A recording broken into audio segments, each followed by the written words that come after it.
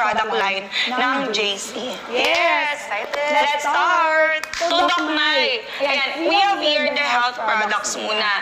Simulan muna natin sa coffee.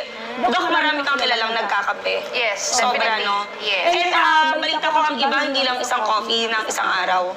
Minsan, 2 to 3 times sila nagko-coffee. Correct. Kasi personally, ako po ganun eh. Parang 3 cups of coffee is kulang. Oo. Sa dami ng clinics na pinupuntahan mo, sometimes talaga, baka mo yung isa per clinic per coffee, no? Char lang.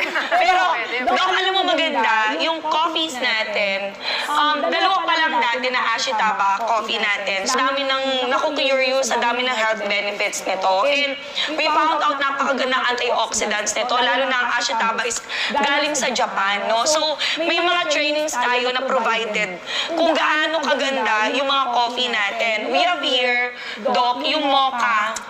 And we have here the classic. Ano yung mas